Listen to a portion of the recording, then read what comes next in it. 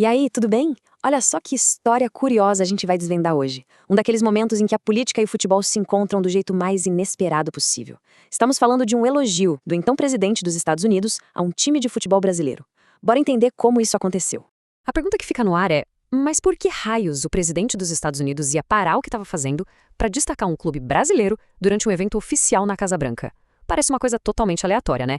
Mas como a gente vai ver, tem uma conexão bem surpreendente por trás disso. Então, para a gente entender o que rolou, primeiro precisamos ir até o cenário.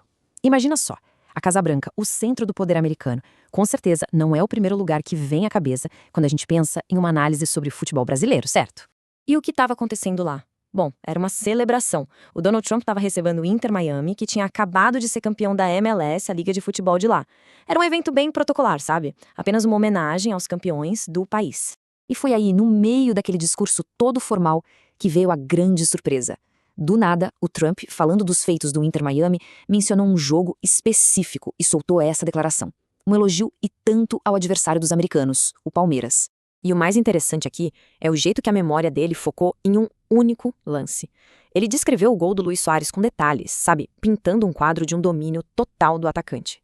Mas será que a história do jogo foi só isso mesmo? Então vamos voltar para esse jogo que ficou na memória do presidente. Foi um confronto do Mundial de Clubes, um palco gigante onde os dois times se enfrentaram.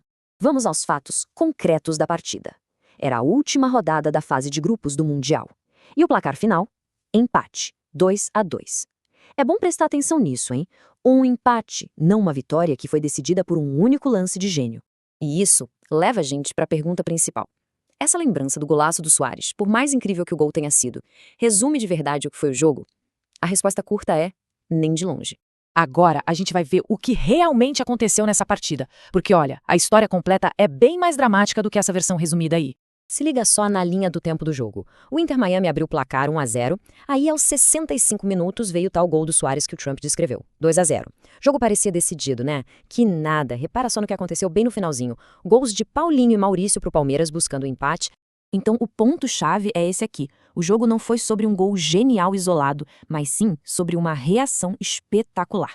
O Palmeiras estava perdendo por 2-0 e mesmo assim foi buscar um empate heróico, uma história de garra, de resiliência, que ficou totalmente de fora daquela narrativa do presidente. Mas a história não acaba nesse empate, não. Pra gente ter o contexto completo, vale a pena dar uma olhada no que aconteceu com os dois times depois desse jogo, na sequência do campeonato. E olha só que interessante. Depois daquele jogo, o Inter Miami foi eliminado logo nas oitavas e ainda levou uma goleada de 4-0 do PSG. Já o Palmeiras foi mais longe, chegou até as quartas de final e só foi perder para o Chelsea. Isso só adiciona mais peso à ideia de que o Palmeiras era de fato um timaço. No fim das contas, o que a gente tem aqui é um exemplo fascinante de memória seletiva, né? E de como as narrativas são construídas tanto no esporte quanto na política. Cada um conta a história do jeito que mais lhe convém. Esse caso todo deixa uma reflexão. A paixão pelo esporte é uma coisa tão grande que ela aparece nos lugares mais malucos que a gente possa imaginar.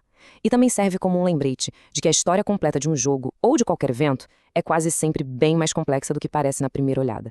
Vale a pena sempre procurar saber um pouco mais, né?